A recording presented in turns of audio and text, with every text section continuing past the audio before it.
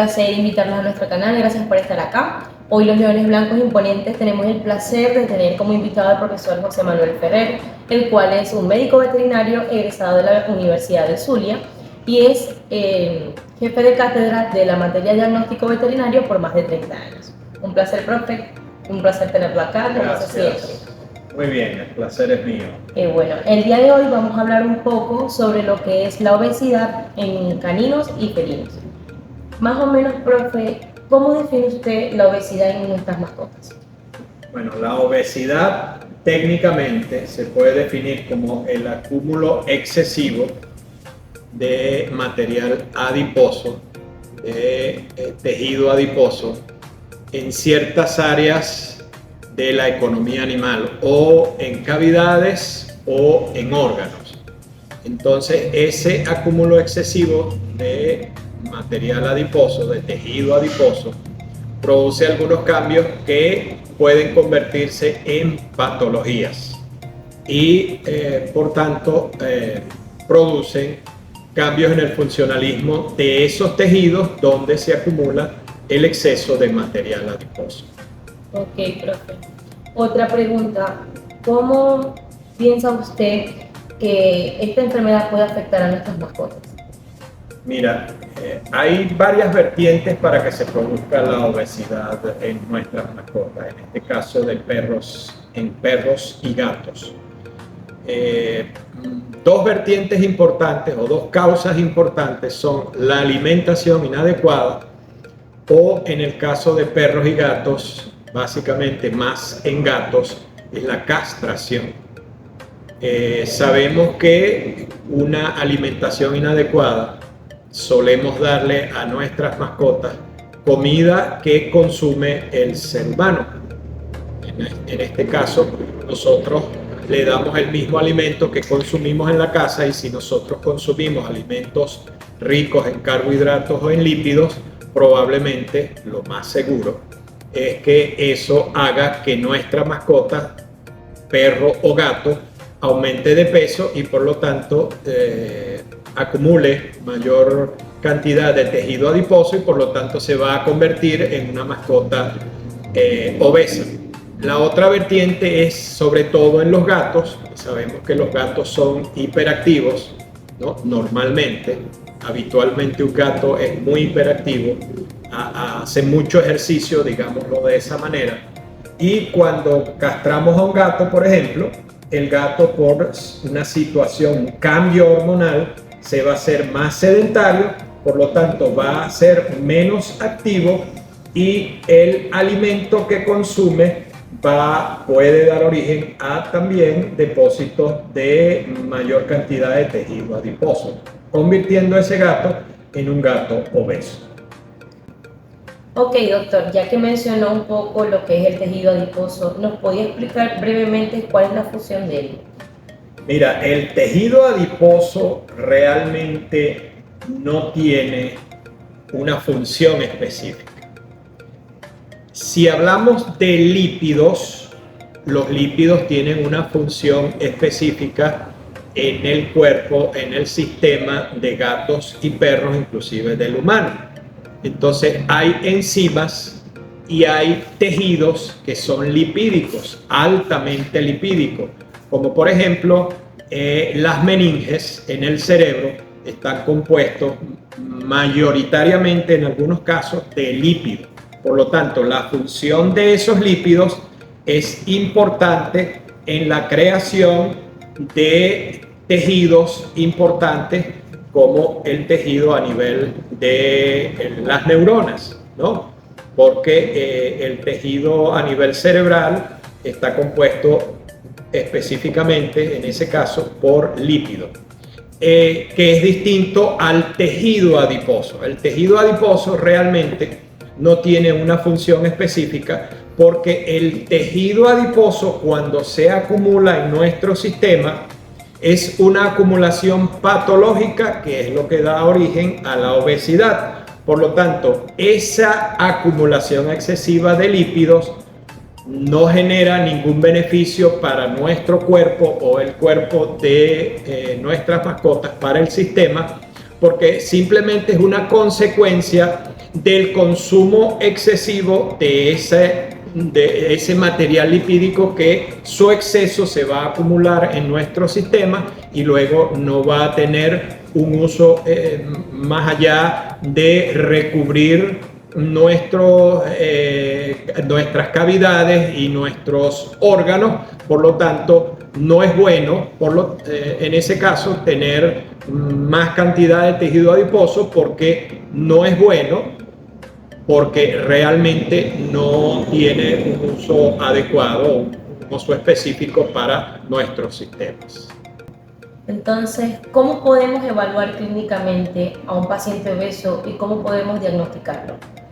Mira, clínicamente yo no soy especialista en obesidad. Sin embargo, evidentemente, cuando tú estás acostumbrado a manejar perros y gatos en la clínica, uno inmediatamente capta que ese perro o ese gato está sobre el peso que le corresponde, ¿no? Que el peso adecuado. Entonces, lo primero que uno observa es que el gato o el perro tiene un mayor peso del que le corresponde según la edad, ¿okay? Tiene un volumen mayor. Por lo tanto, en la clínica eso es uno de los primeros indicios. ¿Qué otros indicios ya para la evaluación física o la evaluación de pruebas de laboratorio, que es lo que me corresponde en este caso, es hacer evaluación de los lípidos, por ejemplo, del colesterol, de la glucosa, porque los gatos y perros obesos también tienen altas concentraciones de glucosa en sangre, que es la hiperglicemia.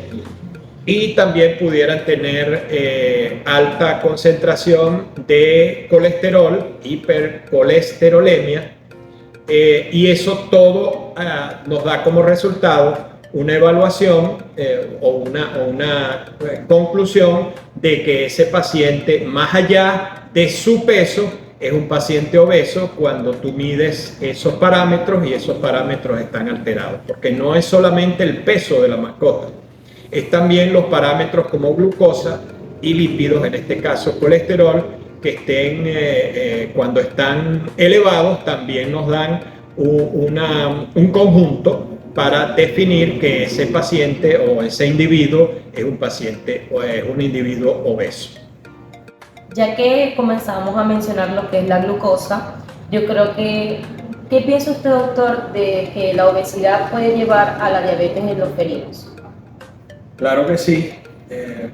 Cuando nosotros evaluamos un felino y ya en principio notamos que ese gato está sobre el peso adecuado y nosotros hacemos la evaluación de glucosa y de lípidos, cuando nosotros sabemos que hay una alteración de la glucosa y de los lípidos en ese paciente felino, nosotros sabemos que eso puede dar origen a una diabetes mellitus, porque siempre los desbalances en los contenidos lipídicos o de carbohidratos en el cuerpo o en el sistema de un felino dan como consecuencia una diabetes mellitus.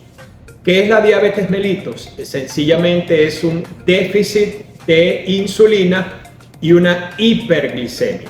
La insulina se produce a nivel del páncreas y todo lo que crea un desbalance en los lípidos del organismo de un gato, en este caso, puede dar origen a mal funcionamiento del páncreas, producir lipidosis hepática, y todo ese conjunto puede dar origen a disminución de la producción de insulina y producir un aumento considerable de la glucosa, que se llama hiperglicemia. Cuando nosotros tenemos un déficit de insulina, por supuesto que es la encargada de manejar la glucosa que está en los carbohidratos de los alimentos que consume el gato, y esa insulina, esa hormona, tiene un déficit, ¿no? No hay suficiente hormona para manejar los altos niveles de glucosa producidas por la ingesta inadecuada de carbohidratos, y por lo tanto eso va a generar un aumento de la carga de carbohidratos al sistema, y que en última instancia va a producir hiperglicemia. Si no hay suficiente insulina en el sistema para controlar los niveles de glucosa y transportarlo hacia la célula, va a dar origen a una diabetes mellitus, que es una insuficiencia de insulina y una hiperglicemia. Así que generalmente eso es lo que ocurre cuando hay desbalances alimenticios y cuando hay exceso, por ejemplo, de los lípidos o exceso de carbohidratos. Ok, doctor. ¿Y cree usted que hay razas predisponentes a sufrir de diabetes o de obesidad? Mira, siempre hay razas de perros y de gatos que son más susceptibles de sufrir ciertas patologías.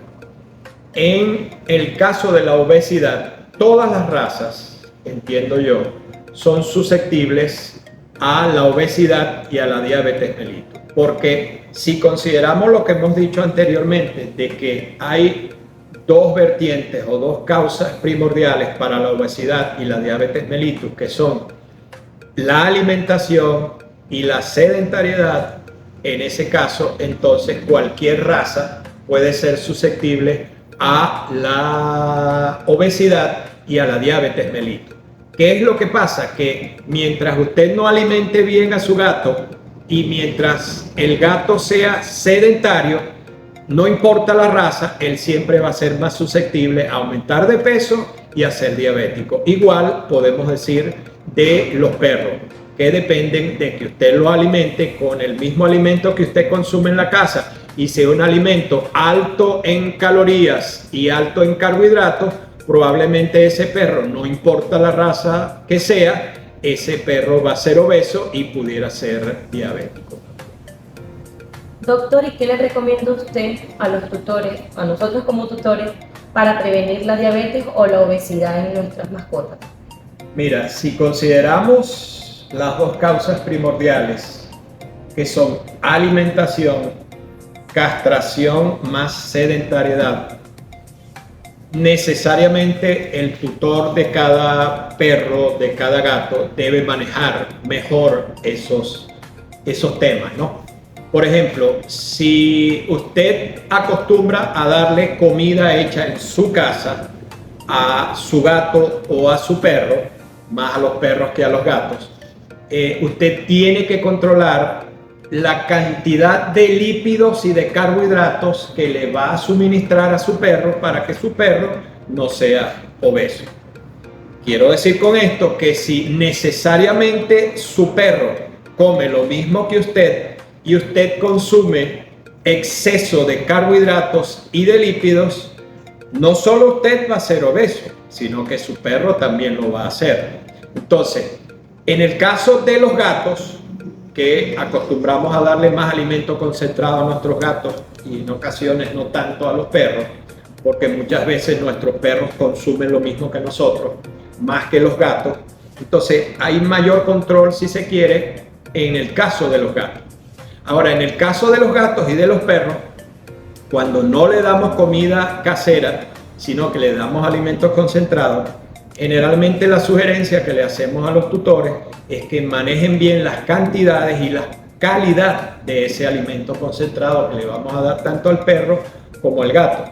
Hay, sabemos, en el mercado alimentos concentrados que son buenos, otros que son muy buenos y hay otros que son menos buenos, por no decir malos, ¿no? Entonces hay que tener cuidado cuál es el alimento, bien sea el alimento que hacemos en nuestra casa o alimento concentrado. Si queremos evitar que nuestras mascotas sean obesas, nosotros tenemos que controlar no solamente la cantidad del alimento, sino la calidad. Y hacer que tanto nuestros perros como nuestros gatos sean más activos. Es decir, no podemos dejar que un perro esté todo el día en un apartamento sin salir a un patio a caminar, por ejemplo, a una plaza. Igual que un gato. El gato siempre, como decimos vulgarmente, es muy andariego. Por lo tanto, los gatos cuando se castran tienden a ser más sedentarios. Por lo tanto, esos gatos sedentarios que ya castramos deben recibir un alimento de mayor calidad. con mayor cantidad, concentración de proteína y no con tantos lípidos y carbohidratos si queremos que nuestro gato no sea obeso. Recordemos que la obesidad está íntimamente ligada con la diabetes mellitus y la diabetes mellitus está íntimamente ligada, al contrario, con la obesidad. Es decir, una condición puede desarrollar la otra. Entonces tenemos que evitar en lo posible, los tutores, o yo también soy tutor de perros y gatos, de manejar cada situación en cada hogar. Si yo tengo un gato castrado, yo tengo que mejorar la calidad del alimento de ese gato. Si yo tengo un perro que es poco activo, y le doy alimento que consumo en mi casa, yo tengo que analizar bien cuál es la calidad también y cuáles son los componentes de ese alimento para que mi perro, que es poco activo, no aumente infinitamente de peso y no se convierta en una mascota obesa. Bueno, doctor, los Leones Blancos Imponentes nos sentimos muy agradecidos de que aceptara nuestra invitación. De verdad, ha aclarado cada una de nuestras dudas y sé que ustedes que están viendo nuestro canal también van a sentirse muy atraídos sobre el tema. Así que les invito a que nos sigan en nuestro canal de YouTube, Leones Blancos Imponentes. Gracias. El placer ha sido mío y espero que esto al menos sea útil para que todos nosotros como tutores hagamos un mejor manejo de las condiciones alimenticias de nuestras mascotas, que como lo hemos dicho es una de las condiciones primordiales. La calidad de la alimentación es primordial para mantener alejados a nuestras mascotas de la obesidad y de las enfermedades, ya que la obesidad es una patología.